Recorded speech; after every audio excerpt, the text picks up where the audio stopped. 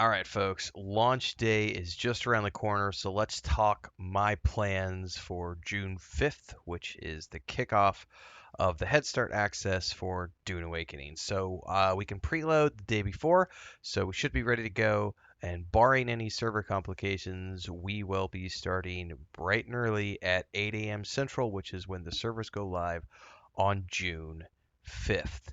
Now, from June 5th until June 15th, I will exclusively be playing Dune Awakening. I've been waiting for this game for a while. I don't have any other games in the back burner other than Hogwarts Legacy, which is going to take a back seat for a hot little minute because we have got a lot of headway to make in Dune Awakening. So I am a solo PvE player. I could give two shits about the deep desert, so we are not rushing.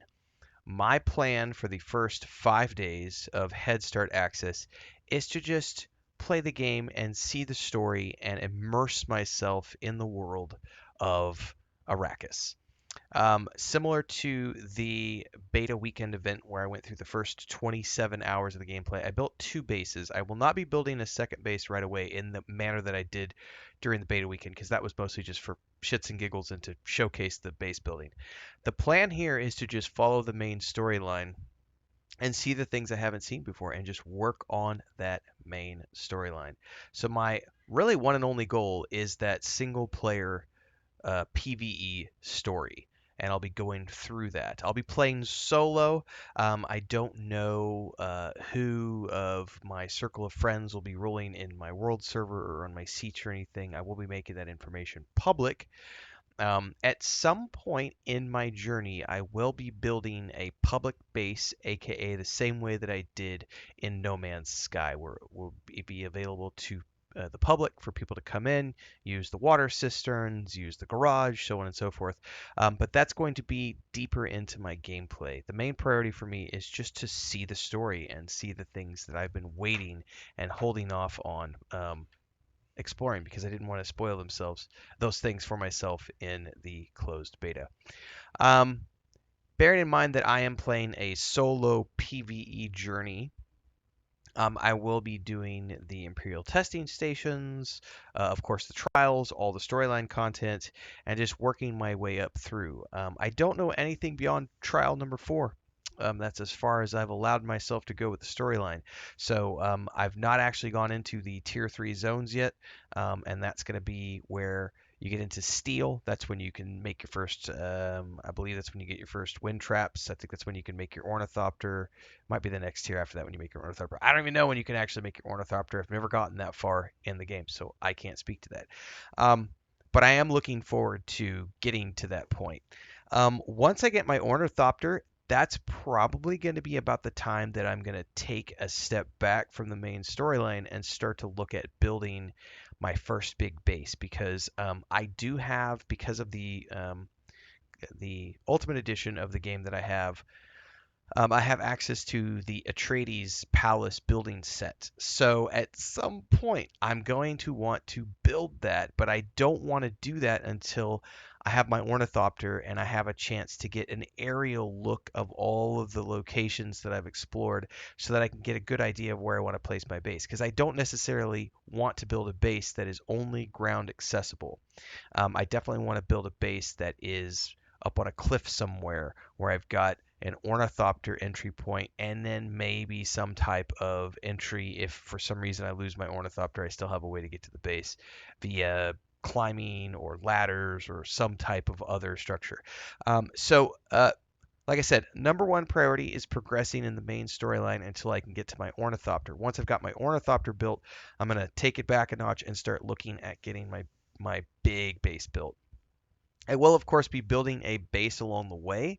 Um, that base is mostly going to just be whatever I need to do for story. So for my water filtration and general production of all of the things, the way you do it in the game right now is you build your tier 1 base, which takes you to the tier 2 base. You abandon the tier 1 base, then you're in tier 2, and then you can move to tier 3 and so on and so forth.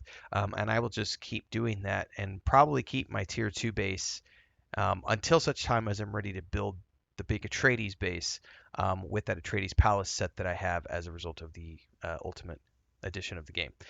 Um, I do not anticipate that I'm going to be done with Dune Awakening anytime soon. So, for those of you who who follow my channel long term, I play a lot of games, so I'm in and out of games a lot. So, um, normally what I'll do is if it's a 50 to 60 hour game, I play for a couple of weeks usually. I play for about 6 hours a day, so it's about 10 days for me to go through a 60-hour game. It's about 10 days more or less. Some days I play more, some days I play less. It just depends on the day. Usually I do an early morning stream that's like 6 hours and then an afternoon stream, which is usually a second game for about 2 hours a day. I don't plan on playing any secondary games at the moment, unless something sponsored comes along. Quick commercial break, everyone, to celebrate and give thanks to all of these amazing people who keep me on the air full time. Really appreciate the support. All you got to do is join as a member. You get access to private videos. You can also do super thanks on any upload or super chats and stickers on any live stream or premiere you see. And beyond that, don't forget we're multi streaming over on Twitch now, so you can support over there as well. Thanks so much to everybody. Let's get back to the video at hand. My only objective is Dune Awakening from the 5th until the 13th of June. Now, once June 13th happens, the Alters kicks off on Xbox Game Pass, and I am going to be playing the Alters. I don't know yet if that will be a mainstream game or a back burner afternoon game yet. I just don't know. That remains to be seen. But whenever the Alters comes out, the Alters will then be getting balanced with Dune Awakening up until the point when Death Stranding 2 comes out, which I will be starting on the 24th, if I'm not mistaken, with early access for that game. Now, once Death Stranding 2 comes out, Death Stranding 2 is going to be the main game, and Dune Awakening will take a backseat burner. Then I get into July, and then at the end of July, we've got Tales of the Shire. Then we've got games in August, and September, and October. But because of the way that I play these online games, you can go look at my Star Wars: Republic playlist or my Lord of the Rings Online playlist. I play those games for many, many years, and I have played those games since launch. I don't play them actively right now because I've got like 15, 20 characters each one of those games, and I've just played thousands of hours in them. I anticipate Dune Awakening is going to be like that for me. So this is not something that where it's going to be one and done.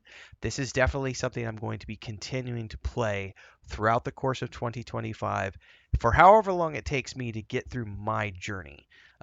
Again, the main objective right now is single player storyline up until the point I get my Ornithopter. Then I'm going to drop back and build my base. Once that's done, I'm going to continue to complete that first player, single player, solo story until I have finished the story of Dune Awakening. And then I'll be ready to see what I want to do with the Landsrad. I anticipate it's probably going to take me, you know, well, who knows how long it's going to take me? I don't know yet. And then they have said that they're going to be doing story updates in between the DLC drops as well, which continue the main story of the game. So I will be doing those as they come along. So expect to see a lot of Dune Awakening from me over the rest of 2025 and beyond. I've already put 100 videos into this playlist roughly, and I've got roughly a little over 100 hours into the beta so far, and I'm looking forward to putting hundreds more, if not 1,000 plus hours into this game. I love the Dune IP. I'm super excited for this game. I see a lot of potential for this, not just for something for my personal enjoyment, but also, the growth has been very good on the channel related to Dune Awakening, and as long as that continues to be something that is a case, I'll be putting out plenty of guides and looking forward to doing things with the community as we get into the Landsrad and the Deep Desert beyond the single-player storyline that I'm mostly interested in seeing. So I look forward to seeing you guys on the sands of Arrakis Thursday morning.